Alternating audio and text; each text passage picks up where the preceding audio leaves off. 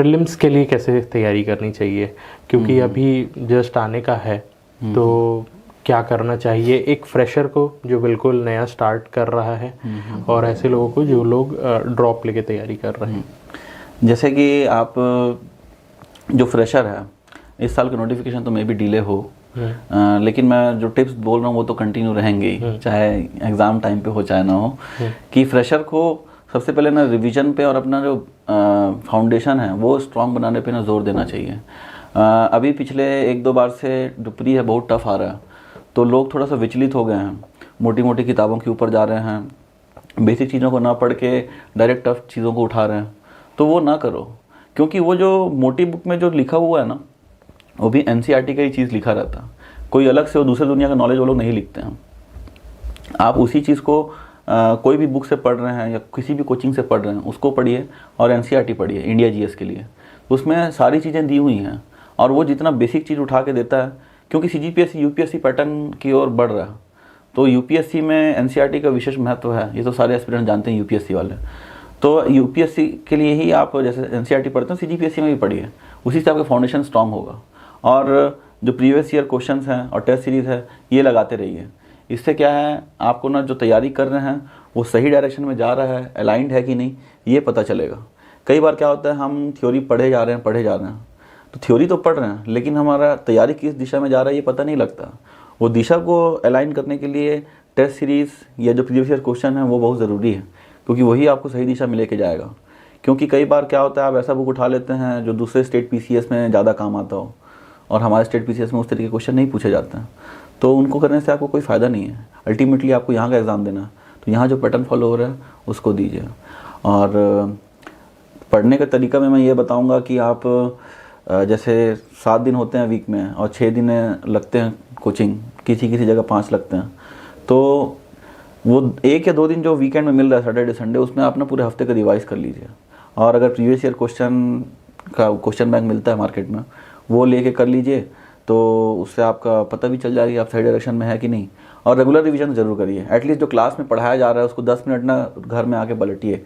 उससे क्या होता है, माइंड में ज़्यादा समय तक बना रहता है। लोग ये गलती करते हैं कि आज जो पढ़ा रहे हैं, अरे यार एग्ज़ाम के समय पढ़ेंगे, तो ये क्या है, वो कॉलेज का सेमेस्टर एग्ज़ाम या स्कूल का एनुअल एग्ज़ाम जैसा एग्ज़ाम नहीं है, इसका स्ट्रेटेजी थोड़ा सा अलग है।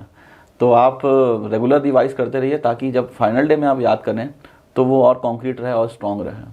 और तुरंत कोई डाउट्स आते हैं तो आप वो क्लियर भी कर लीजिए, क्योंकि बाद में आपको डाउट्स नहीं आएंगे, क्योंकि वो माइंड से पूरा ना रिमूव हो चुका, वो इरेज हो चुका रहता है कॉन्सेप्ट जो क्लास में पढ़ाया गया। इसलिए तुरंत पढ़ के वो चीज़ों को कर लीजिए। और बहुत ज़्यादा पैनिक करने की ज़रूरत नहीं है, कछुआ चाल ही चलना है, क्योंकि ये टेस्ट मैच है, ठीक। बहुत ज़्यादा एक ही दिन में मैं सब सब्जेक्ट ख़त्म कर लूँगा, ऐसा कभी मत सोचना। धीरे धीरे सब हो जाता है, क्योंकि सफिशिएंट टाइम है। एग्ज़ाम पढ़ने को डिज़ाइन ही इसलिए किया गया, ऐसा ही बनाया गया। 1 साल का लंबा पैटर्न इसलिए क्योंकि सिलेबस बड़ा है, लेना रहता तो वो हर 1 महीने लेके 3 महीने में ख़त्म कर सकते थे, लेकिन ऐसा नहीं किया गया। तो एग्ज़ाम सोच समझ के डिज़ाइन किया गया है, और आपके पास सफिशिएंट टाइम है, तो धीरे धीरे हर सब्जेक्ट को कवर करिए। कॉन्क्रीट बनाइए हर चीज़ों को, कोई चीज़ सुपरफिशियल रहेंगी तो बाद में नुकसान होगा, बस यही है, और कोई स्पेशल स्ट्रेटेजी नहीं है। हाँ, जब जैसे कि नवंबर दिसंबर का समय आता है तो डेफिनेटली आप टेस्ट सीरीज़ लगाइए प्री का, और टेस्ट सीरीज़ में ओपन एकदम आपके विचार एकदम खुले रहना चाहिए अपने लिए ही, क्योंकि ये आपका खुद का टेस्ट है, किसी और व्यक्ति को आप टेस्ट नहीं कर रहे हो, है ना। और सेल्फ इम्प्रूवमेंट से ही आप सेलेक्ट हो गए, ये नहीं कि दूसरे को नीचा दिखा के सेलेक्ट होंगे। हमको अपने आप को बेटर करना है। तो जो गलती हम करते हैं टेस्ट सीरीज़ में, कोई सब्जेक्ट किसी का वीक होता है स्ट्रांग होता है ना, तो वो देख के आप अपने आप को लिख लीजिए कि क्या क्या मेरा वीक है, और उस पर और मेहनत करके उसको स्ट्रांग कर लीजिए। डेफिनेटली आप नेक्स्ट टेस्ट में इंप्रूव करेंगे और कॉन्फिडेंस भी आएगा। और सब सब्जेक्ट सभी के स्ट्रांग नहीं होते हैं, ये एकदम क्लियर है, चाहे वो टॉपर रहे या लास्ट वाला रहे, ठीक। कुछ उसके स्ट्रांग रहेंगे, कुछ वीक रहेंगे, तो जो स्ट्रांग है उसको और स्ट्रांग कर लीजिए, और जो वीक है उसको थोड़ा सा मॉडरेट तक ले आइए, बस इतने में काम चल जाएगा। और प्रैक्टिस करिए। प्रैक्टिस, आज सुबह ही मैं एक जगह और बोल रहा था, 3 चीज़ें होती हैं। एक होता है गलती, ठीक है। गलती के फिर 2 फेज हो सकते हैं, व्यक्ति उसको एक्सेप्ट करे और ना एक्सेप्ट करे। जो ना एक्सेप्ट कर रहा है वो तो पहले राउंड में ही क्लियर है, वो अपने आप को इम्प्रूव नहीं करेगा। फिर एक होता है एक्सेप्टेंस, एक्सेप्टेंस के बाद में उसका होता है रेमेडी। रेमेडी भी एक्सेप्ट करने के बाद कई लोग तलाशते हैं और कई लोग नहीं तलाशते हैं, ठीक। जो तलाश लिया वो तो सही दिशा में जा रहा है, जो नहीं तलाश रहा है वो जानबूझ के गलती कर रहा है।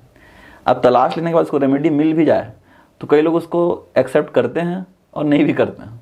जो उसको एक्सेप्ट कर लिया वो इम्प्रूव करेगा, और नहीं करेगा तो फिर वो उसका कोई मतलब नहीं है, वो प्रीलिमिनरी स्टेज टाइप का ही रह जाएगा। तो आपको पूरा ये प्रोसेस ना फॉलो करना है थ्रू आउट लाइफ, सिर्फ एग्ज़ाम के लिए नहीं। कि गलती ढूंढो और उसमें उसको एक्सेप्ट करो कि हाँ मेरे अंदर ये कमी है, ये गलती है, और उसको इम्प्रूव करने की कोशिश करो। जो इम्प्रूवमेंट का जो स्टेप मिलता है, जो भी रेमेडी मिलता है, उसको डेफिनेटली अपनाओ।